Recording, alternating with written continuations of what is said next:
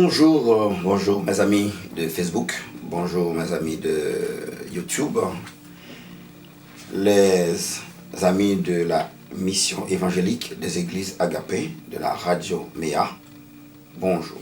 Nous revenons avec vous dans ce numéro pour vous parler de l'esprit du monde. Aujourd'hui, nous allons nous concentrer dans le domaine de la séduction, qu'il faut dénoncer, parler de l'esprit du monde, connaître ce qui gouverne le monde. La dernière fois, on parlait des esprits directeurs. Aujourd'hui, nous vous parlerons de l'esprit du monde. Nous avons un texte clé pour ces 10 minutes que nous allons passer ensemble. C'est le texte se trouvant en Romains chapitre 7, le verset 19 et le verset 24. Je lirai pour vous tout à l'heure. Tout simplement, souvenez-vous que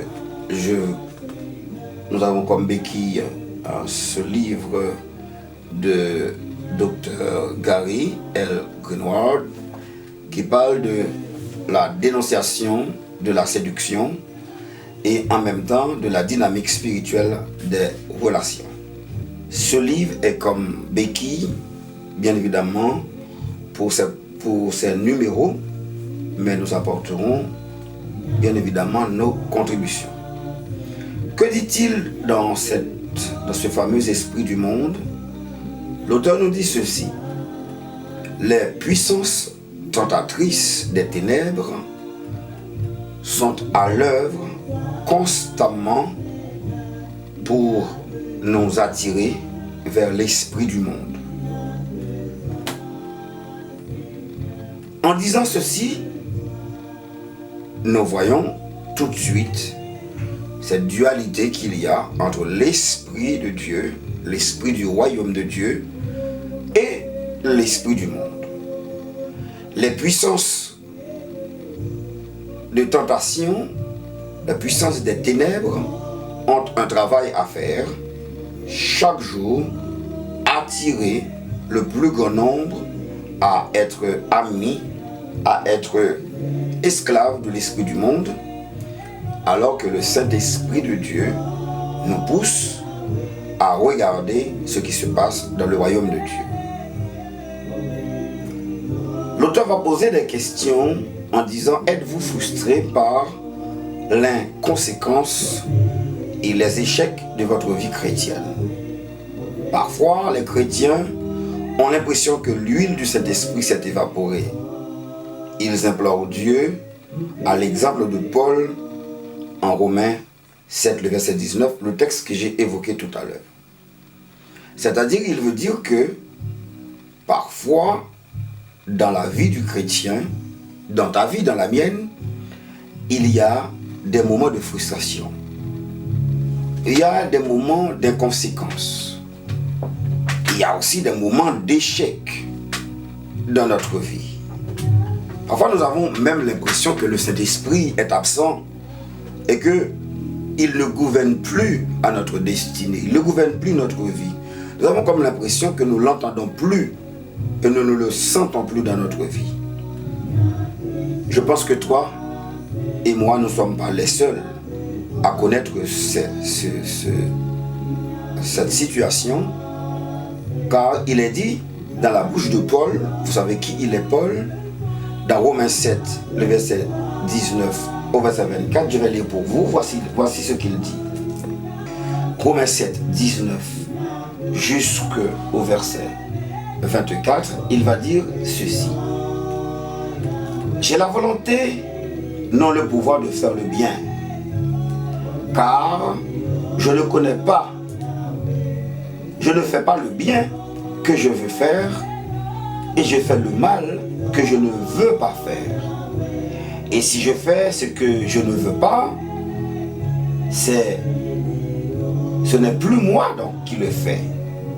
C'est le péché qui habite en moi qui me pousse à le faire. Alors, je trouve donc en moi cette loi: quand je veux faire le bien, le mal est attaché à moi.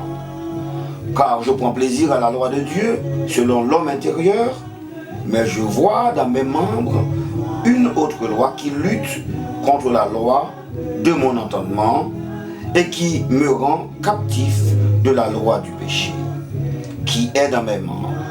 Misérable que je suis, qui me délivrera du corps de cette mort? Voici une question que l'apôtre Paul a posée parce que il voit qu'il y a une dualité. Ça n'est pas une ambivalence, je ne peux pas dire cela. Mais c'est comme si nous sommes attirés par deux forces qui nous travaillent, deux forces qui nous entraillent. Dans ce numéro, j'aimerais que nous puissions identifier ensemble ce que la force du mal, la force du monde cherche à nous faire voir, à nous faire faire, si vous voulez. La frustration, les échecs de notre vie ne sont pas tout simplement le résultat du travail du Saint-Esprit en nous. C'est tout simplement parce que l'esprit du monde nous attire, l'esprit du monde travaille contre l'esprit de Dieu qui est en nous, et Paul va dire qu'il est un homme misérable car il sait ce qu'il doit faire de juste, mais il n'arrive pas à le faire. Il sait aussi ce qu'il ne doit pas faire de mauvais, mais il le fait quand même. C'est pour cette raison qu'il va s'écrier « Qui me délivrera de ce corps de mort ?» Mes amis, mes frères, le plus frustrant, c'est que nous promettons à Dieu de le servir quand tout va mal, mais que nous ne tenons pas parole quand tout va bien. Pourquoi sommes-nous si inconséquents? Vous savez que quand vous avez une difficulté, vous traversez des épreuves, dans vos prières, vous dites, Seigneur, si vous me délivrez, je vous servirai, je serai toujours devant toi, je serai toujours là pour toi, je serai toujours là à l'église, je serai toujours là à la réunion de prière. Et une fois que le problème passe, une fois que la situation est résolue, on oublie. Alors, quel est cet esprit qui nous pousse à oublier ce que nous avons promis à Dieu? Quel est donc cet esprit qui nous pousse à ne pas rester fidèles à nos paroles? C'est exactement cet esprit du monde qui œuvre et qui travaille. Notre combat entre le bien et le mal, entre servir Dieu ou satisfaire nos désirs personnels, est fondé sur un choix. L'homme possède un esprit humain qui se soumet soit à l'esprit de Dieu, soit à l'esprit du monde. Nous avons une volonté, mais notre volonté est soumise soit à l'esprit de Dieu, soit à l'esprit du monde. Donc notre vie entièrement est une vie de combat, une vie où nous devons chaque jour faire des choix pour ne pas nous laisser entraîner par l'esprit du monde. C'est comme une éponge, dit l'auteur. L'homme absorbe l'esprit avec lequel il est en relation ou en communion. C'est très important. Nous sommes absorbés par l'esprit avec lequel nous sommes en communion. Si nous sommes en communion avec l'esprit de Dieu, si nous lui obéissons, nous serons appelés, nous serons invités à faire le bien et à rester dans l'obéissance. Mais si c'est l'esprit du monde qui est en communion, si nous sommes en communion avec l'esprit du monde, c'est une relation pervertie que nous allons avoir parce que nous ressemblerons vraiment à ce que le monde fait. Je voudrais lire 1 Corinthiens 2, le verset 11 et 12 pour regarder l'interaction entre ces trois esprits. Car qui des hommes, en effet, connaît les choses de l'homme si ce n'est l'esprit de l'homme? L'esprit de l'homme qui est en lui.